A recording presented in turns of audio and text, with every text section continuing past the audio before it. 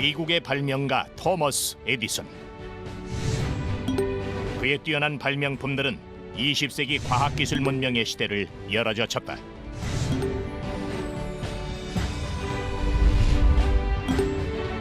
하지만 그의 학력은 초등학교 중퇴가 전부. 그나마 실제 학교를 다닌 기간은 3개월밖에 되지 않았다.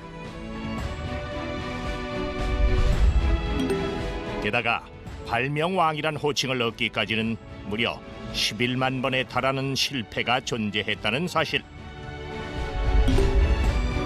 여기 최종 학력은 초등학교 졸업에 불과하지만 끊임없는 노력과 발명으로 자수성가에 성공한 이가 있다. 바로 힐링바이오 박세준 대표. 스스로 자기가 가진 게 아무것도 없으니까 먹고 살기 위해서 발명할 수밖에 없다고 생각을 했다고 그럽니다. 한 150여 종의 특허를 가지고 있다고 그러니까 말 그대로 발명왕이라는 별명이 전혀 어색하지 않은. 200여 종이 넘는 발명과 다수의 수상 경력은 스스로의 힘으로 쌓은 평생의 자산. 금해산골 가난한 소년이 발명가 근성 하나로 어엿한 중소기업의 CEO로 거듭나기까지. 수많은 실패와 성공을 넘나들며 롤러코스터 같았던 파란만장 인생 역정을 지금부터 따라가 보자.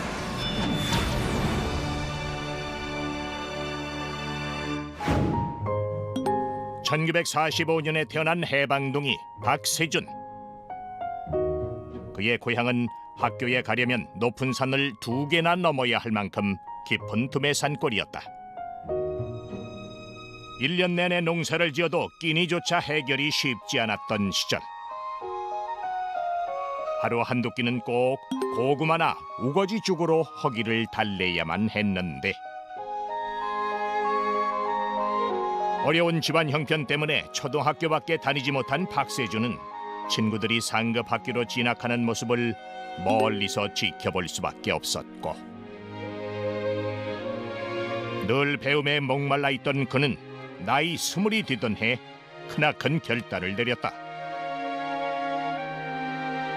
보따리 하나만 들고 집을 나와 계룡산의 한 서당을 찾아갔던 것. 가슴 한구석에 응어리진 못 배운 한을 풀기 위해서였다. 제가 그 시골에서 농사를 짓다가 아무것도 배우질 못하잖아요. 그러니까 한문을 좀 배워야 되겠다 싶어서 선생님을 찾아서 계룡사를 갖게 됐는데, 그냥 하나를 하면서 자연히 이제 붓을 들게 되니까 메란국죽 이런 그 동양화도 배우고 또 서화를 한 1년 정도 공부하고 열심히 했죠. 하여간 그 벼루가 구멍이 나도록 쓰고 갈고 이렇게 했습니다. 스승의 농사를 직접 짓고 동네 일도 거들면서 주경야독으로 만하게 매진했던 박세준. 그러나 배움에도 때가 있는 법. 뒤늦게 공부를 하자니 남이 하루면 깨우칠 것을 이틀 사흘씩 걸려 겨우 쫓아가는 형편이었고, 그래서 붙은 당시 별명이 돌머리였다고 한다. 그러나 이때 고생하며 배워둔 한학과 서화는 훗날 그가 자립하는 데에 든든한 미천이 돼줬는데, 요즘 말로 흙수저 중에서도 흙수저에 초등학교 졸업장과 서당에서 배운 한학이 가진 것의 전부였던 박세준. 그는 어떻게 사업에 눈을 뜨고 기업을 일으킬 수 있었던 것일까?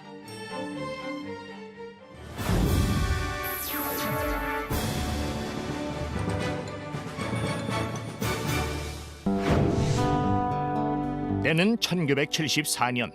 어느덧 나이 30에 접어든 박세준은 아내와 2아이의 생계를 책임진 한 집안의 가장이었다. 농사를 지어서는 미래가 없다고 판단한 그는 가족과 함께 서울로 향했는데, 상경한 지 5달이 지나도록 변변한 일자리를 얻기란 쉬운 일이 아니었다.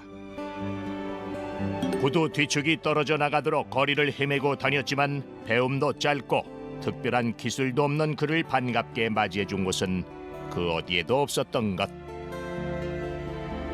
그러던 어느 날 우연히 길을 지나던 그에게 문득 화랑 하나가 눈에 들어왔다. 순간 뇌리를 스쳐간 번뜩이는 아이디어. 직접 서화를 그려 팔아보자.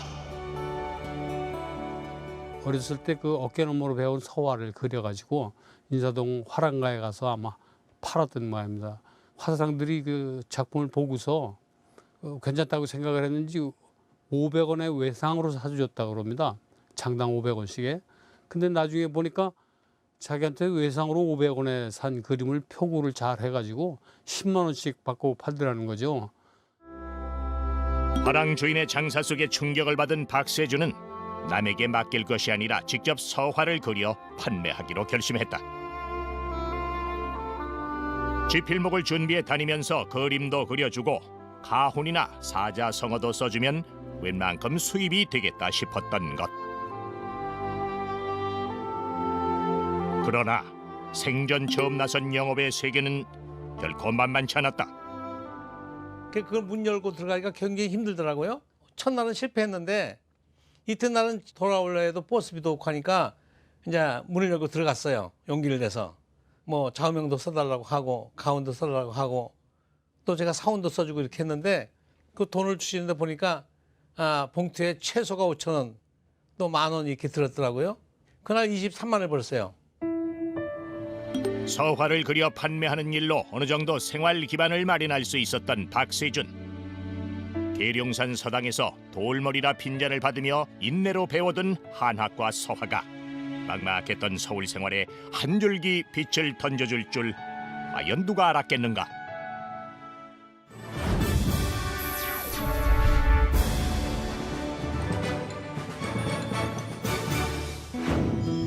생활 속에서 아이디어가 떠오르면 그것을 발명과 사업으로 연결시켰던 박세준. 그가 새롭게 구상한 사업이 있었으니 지워지지 않는 물감으로 한복이나 커튼에 그림을 그려넣어 판매하는 일이었다. 당시 한복에 놓인 자수를 보며 힘들게 수를 놓는 대신 손쉽게 그림을 그려넣으면 사람들이 좋아할 거라고 확신했던 것. 하지만 모아뒀던 자금을 모두 쏟아부으며 야심차게 시작했던 사업은 1년 만에 실패로 끝나고 말았다. 밤에 아무리 잠을 자려고 해도 잠을 잃을 수가 없는 거예요.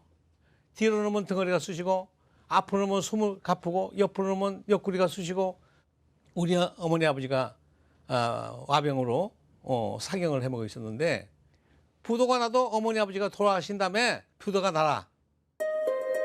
80명의 직원을 고용했던 사업체 사장님에서 빚에 쫓기는 빈 털터리가 되어버리고 말았던 것. 그렇지만 언제까지 실패에 머물러 있을 순 없는 노릇. 지인에게서 공터 한 귀퉁이를 무상으로 얻을 수 있었던 그는 그곳에서 특유의 오뚜기 정신을 발휘했다. 건설 현장에서 쓰고 버린 자재를 활용, 재기를 위한 조그마한 사무실을 직접 지었던 것. 그런데 원래 공터였던 자리인지라 사무실엔 전기도 없고 물 역시 나오지 않았다. 박세주는 궁여지책으로 전기는 이웃집에서 빌려 쓰고 화장실은 인근 놀이터 시설을 이용하며 재기를 위해 몸부림쳤다. 그러니까 물도 없고 전기도 없고 그런 사무실에서 15년 동안 재기를 노린다는 게 보통 사람으로는 생각하기 어려운 일이죠. 정말 대단한 집념하고 끈기 이런 게 있었으니까 가능한 일이었을 텐데요. 손바닥만한 사무실에서 안 해본 사업이 없었을 만큼 박세주는 살기 위해 필사적으로 일을 벌였다. 말 그대로 안 해본 사업 빼고는 다 해봤다고 할 정도였는데 빌딩 로비를 임대해 동양화 피규어 전시회를 여는가 하면 직접 고안해낸 방식으로 수석에 사진을 새겨넣어 판매하기도 했다. 쓰디쓴 실패를 맛보게 한 사업도 있지만 이른바 대박을 안겨준 사업도 있었으니 직접 개발한 목적지를 손쉽게 찾는 지도책은 연간 150만 부나 판매될 정도로 대단한 성공을 거뒀고 덕분에 전기도 화장실도 없는 공터 사무실에서 15년 만에 탈출할 수 있었다. 그리고 갖가지 발명품을 직접 개발해 사업을 일으킨 그를 세상은 그때부터 발명가로 인정해 주기 시작했다. 한국의 발명왕 박세준. 이것은 그가 맨주먹으로 얻어낸 자랑스런 이름이었다.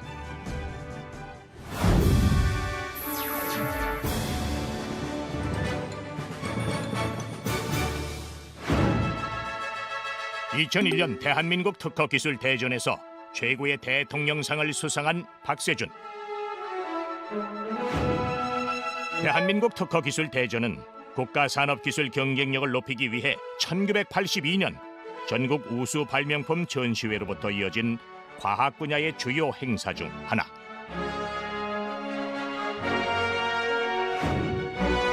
당시 이미 40개에 가까운 각종 특허를 보유하고 있던 그는 환경 관련 특허 기술로 본격적인 벤처 사업을 시작했던 터. 그 기술의 우수성이 대한민국 특허기술 대전을 통해 비로소 인정을 받은 셈이었는데,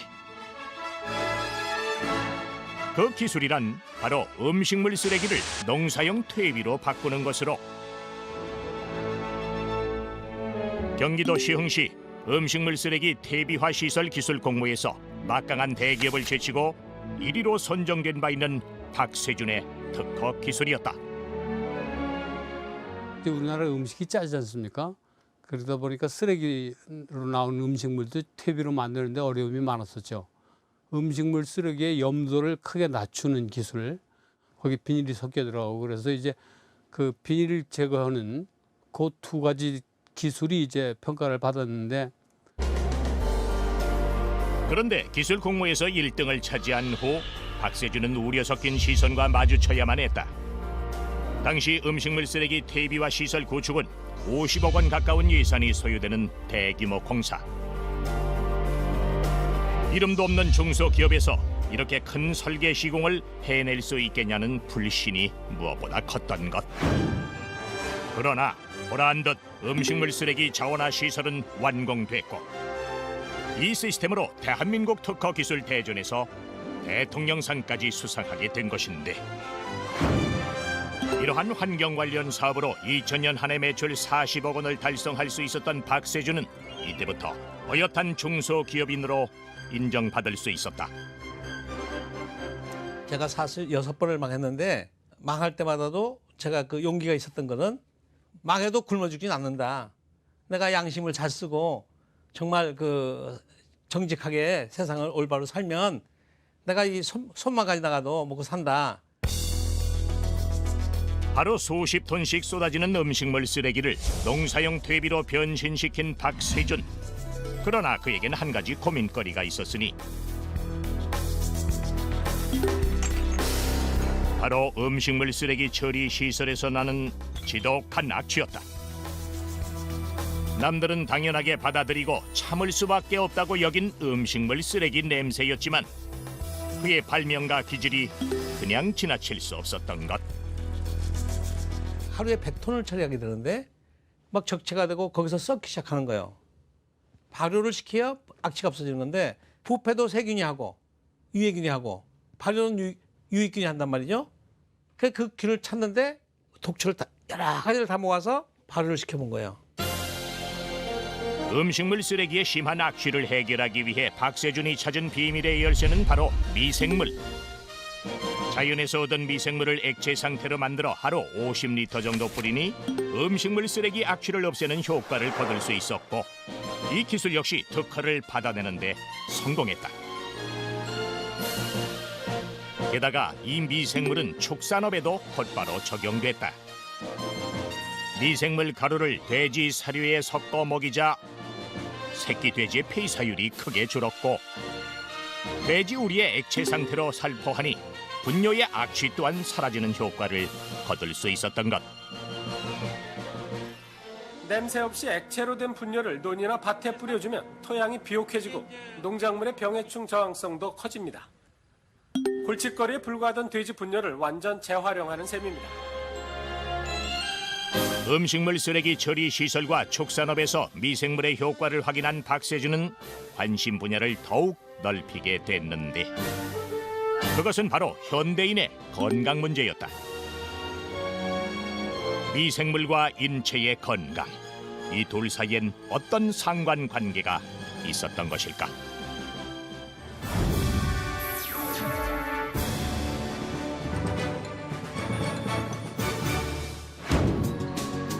오랫동안 미생물에 관심을 가져온 박세준.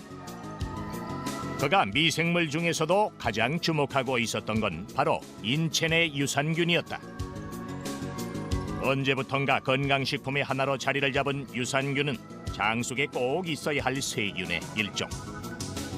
우리의 장 속엔 대략 4,500가지의 세균이 존재하고 있는데 크게는 건강을 해치는 유해균과 이것을 막아 건강을 지켜주는 유익균으로 나뉘고 대표적인 유익균의 하나가 바로 유산균인 것. 유해균들이 우리 몸속에 들어와서 염증을 일으키려고 하면, 감염을 일으키려고 하면 그 장벽에 달라붙어야 됩니다. 미리 유산균이 많이 있어서 장벽을 빽빽히 채우게 되면 그 유해균들이 달라붙을 수 있는 그런 기회가 없어지죠. 유산균 같은 경우는 아세트산이라든지 젖산을 생산해서 장내 환경을 산성으로 만들게 되는데 이런 산성 환경을 유해균은 싫어하고 또 살 수가 없습니다. 그렇게 해서 이제 건강을 유지하게 되는 거고요. 인류가 처음 유산균을 발견한 건 지금으로부터 불과 159년 전인 1857년. 프랑스의 미생물학자 파스테르는 포도를 발효시켜 와인을 만드는 과정에서 유산균을 발견했지만 그 효능까지는 알아내지 못했다. 그 후 유산균의 아버지라 불리는 메치니코프가 불가리아 지방의 많은 노인들이 유산균을 섭취하면서 100세가 넘도록 장수한다는 사실에 주목했고 1899년 생명의 연장이란 논문을 발표하면서 비로소 유산균의 효능이 세상에 알려지게 된 것. 오늘날 요구르트가 세계적인 건강 기호식품이 된 것도 메치니코프의 발견 덕이라면 덕인데 그 후로도 의학계가 밝혀낸 유산균의 구체적 효능은 무척이나 다양하다. 장 건강을 지키는 것은 물론 면역력을 높이고 항암 작용을 하며 콜레스테롤까지 억제시켜준다는 것. 그 외에도 소화 기능을 촉진해주고 해독 기능을 해주고 그 음식을 통해 들어온 그런 그 나쁜 균들을 억제해주는 그런 기능을 하고요. 설사라든지 과민성 대장 증후군이라든지 대사 장애, 그다음 만성 피로, 피부 질환, 알레르기 질환, 또한 각종 암을 예방하고 치료하는데 많은 효능을 나타내고 있습니다. 이렇듯 놀라운 효능을 가진 유산균을 제대로 활용할 수만 있다면 인체 내 자연 치유 능력이 높아져 각종 질병의 예방은 물론 치료까지도 가능하지 않을까. 우리 몸은 어떤 한 가지로 다 해결되는 건 아닙니다. 해독 기능을 좋게 해줄 수 있는 그런 부분이 꼭 필요한 거죠. 해독 기능을 해주는 좋은 물질 중에 하나가 유산균이고요. 모든 사람은요, 자기 몸에 자연 치유 능력을 가지고 있어요. 그래서 생활 습관을 교정하는 게 꼭 필요한데 그 중에 중요한 건 식습관이죠. 결국 내가 먹는 게 곧 내 몸을 이룬다고 생각하시면 돼요. 그런데 현대인의 잘못된 생활 습관 탓에 자연 치유 능력은 현저히 떨어지고 장 속 유해균이 늘어나 건강이 위협받고 있는 것도 엄연한 현실. 불균형한 식생활과 과도한 스트레스, 항생제 과용과 수면 부족 등은 유산균을 포함한 장내 유익균을 감소시키는 주된 원인이라 할 수 있는데 따라서 유해균의 활동을 막아 각종 질병을 예방하려면 부족해진 유산균을 보충해 줘야만 하는데 이때 생기는 한 가지 문제점. 유산균은 위산과 담즙에 약한 성질이 있어 섭취 후 장까지 도달하게 되는 비율이 20-30%에 그친다는 사실이다. 유산균의 이러한 약점을 보완, 장내 도달률을 높이기 위해 그동안 다양한 유산균 제품들이 연구 개발돼 왔는데 유산균을 통한 건강 증진을 목표로 삼은 박세준 역시 위산에 강한 유산균을 개발하는 데 힘을 쏟았고 오랜 연구 끝에 마침내 결실을 볼 수 있었다. 그런 유산균과는 달리 위산과 그리고 체온에서도 끝까지 살아남을 수 있었고요. 소화 흡수 시간 18시간까지 120만 배가 증가되는 효과를 볼 수가 있습니다. 자신의 이니셜을 붙여 명명한 이 유산균은 국내 다양한 연구 실험 기관을 통해 그 효능을 입증받기도 했는데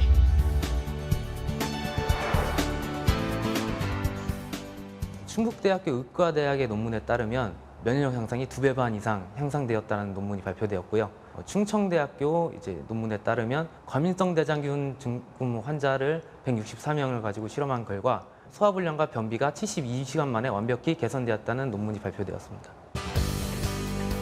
유산균에 대한 확신 하나로 평생 모은 자금을 투자해 새로운 사업에 뛰어들기로 한 박세준. 그의 나이 63세의 모든 것을 건 새로운 도전이었다.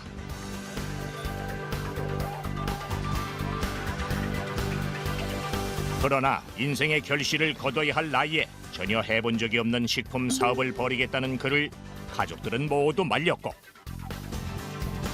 그럴수록 한 번 결심을 하면 끝을 보고야마는 불도저 같은 추진력은 더 힘을 발휘했으니 남자에게 딱 좋아! 장 건강에 딱 좋아! 부모님께 딱 좋아! 어린이 장 건강에 딱 좋아! 딱 좋아!